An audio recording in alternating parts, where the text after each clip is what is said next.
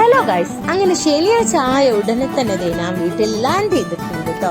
സംഭവം രാവിലെ അവിടുന്ന് ഹോസ്റ്റലിൽ പോസ്റ്റിങ്ങും കാര്യങ്ങളൊക്കെ കട്ട് ചെയ്ത് പുറപ്പെട്ടതാണെങ്കിൽ എത്തിയപ്പോഴേക്കും വൈകുന്നേരം 4 മണിയായിട്ടുണ്ട് കേട്ടോ. അങ്ങനെ എത്തിയോടൻ തന്നെ ഡ്രസ്സും കാര്യങ്ങളൊക്കെ ചേഞ്ച് ചെയ്ത് ഞങ്ങൾ പോവാണ്. എങ്ങോട്ടാണല്ലേ? ഇന്ന് ഞങ്ങൾക്ക് ഫാമിലി ആയിട്ടുള്ള ഒരു ഇഫ്താർ മീറ്റ് ഉണ്ട്. കസിൻസും അമ്മായിമാരും കുട്ടികളും എല്ലാവരും വരുന്നുണ്ട് കേട്ടോ.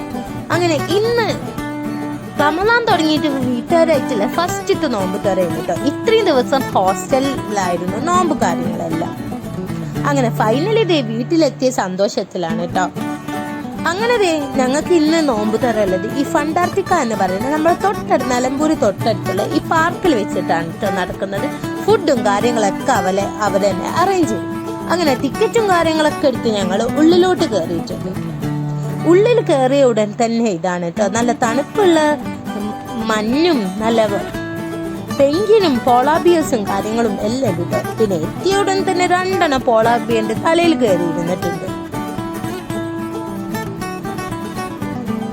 പിന്നെ നമ്മൾ എത്തിയപ്പോഴേക്കും കുറെ പേരൊക്കെ എത്തിയിട്ടുണ്ടായിരുന്നു കേട്ടോ.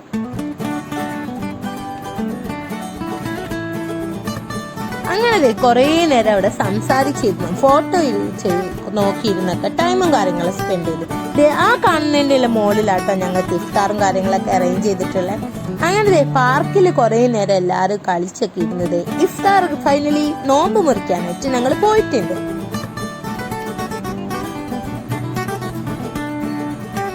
അങ്ങനെ നല്ല സമൂസയും കട്ട്ലറ്റും ഗ്രേപ്പ് ജ്യൂസും കട്ട് ഫ്രൂട്ട്സും കാര്യങ്ങളൊക്കെ ആയിരുന്നു കേട്ടോ നോമ്പ് മുറിക്കാൻ വേണ്ടിയിട്ട്. പിന്നെ നല്ല ആംബിയൻസും കാര്യങ്ങളും ചുറ്റും മലകളും എല്ലാം നല്ല സീനറി. അങ്ങനെ ഇതിന്റെ അടുക്കുള്ള ഒരു നോമ്പ് തര പ്രത്യേക തരം വൈബായിരുന്നു കേട്ടോ. അങ്ങനെ അതൊക്കെ ബാങ്ക് കൊടുത്ത ഉടൻ തന്നെ നോമ്പൊക്കെ മുറിച്ചു. പിന്നെ കുറച്ച് ഇരുട്ടായതോടെ ലൈറ്റും കാര്യങ്ങളൊക്കെ ഓണാക്കിയതോടെ അതിലേറെ വൈബായി മാറി കേട്ടോ. പിന്നെ കുറച്ച് കഴിഞ്ഞപ്പോ ഞങ്ങൾക്ക് ബിരിയാണിയും കാര്യങ്ങളൊക്കെ സെർവ് ചെയ്തു. അങ്ങനെ അതൊക്കെ കഴിച്ച് വയറും കാര്യങ്ങളൊക്കെ ഫുള്ളായിട്ട് നിസ്കാരം കാര്യങ്ങളൊക്കെ കഴിഞ്ഞ് വന്നിട്ടുണ്ട് കേട്ടോ. അത് കഴിഞ്ഞിട്ട് കുട്ടികളെ ഡ്രസ്സും കാര്യങ്ങളൊക്കെ ചേഞ്ച് ചെയ്തിട്ട് പൂളിൽ ഇറക്കാൻ വേണ്ടി റെഡി ആക്കിയിട്ടുണ്ട്.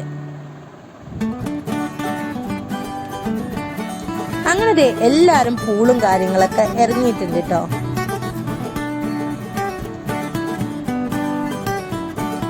ഈ പാർക്കിന്റെ ടൈമിംഗ് എന്ന് പറയുന്നത് രാത്രി 9 മണി വരെ കേട്ടോ. 9 മണി വരെ പിന്നെ എല്ലാരും പൂളിൽ തന്നെയായിരുന്നു. അങ്ങനെ ഫൈനലി എല്ലാരും ഇറക്കിയിട്ടുണ്ട്. സംഭവം തണുത്ത് വരച്ചിരിക്കുകയാണെങ്കിൽ എല്ലാരും ഭയങ്കര സന്തോഷത്തിലാണ് കേട്ടോ. അങ്ങനെ ഡ്രസ്സും കാര്യങ്ങളൊക്കെ ചേഞ്ച് ചെയ്ത് ഞങ്ങൾ അവിടുന്ന് ഇറങ്ങിയിട്ടുണ്ട്. ഇറങ്ങിയ ഉടൻ തന്നെ അടുത്തുള്ള ഐസ്ക്രീം ഷോപ്പ് പോയി അവരെല്ലാരും ഐസ്ക്രീം ചോദിച്ച് മേടിച്ചിട്ടുണ്ട് കേട്ടോ. അങ്ങനെ ഐസ്ക്രീം ഒക്കെ കിട്ടിയ സന്തോഷത്തിൽ ഞങ്ങൾ തിരിച്ചു നടന്നു.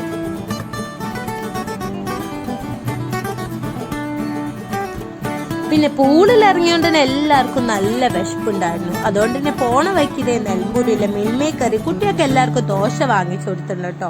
നല്ല നെയ്റോസ്റ്റും പനീർ ദോശയും. ഇതാണ് കേട്ടോ ഒരു ദോശന്റെ വലിപ്പം. ഈ ദോശന്റെ വലിപ്പം കണ്ടിട്ടുള്ള അമ്പരപ്പിലാണ് എല്ലാവരും.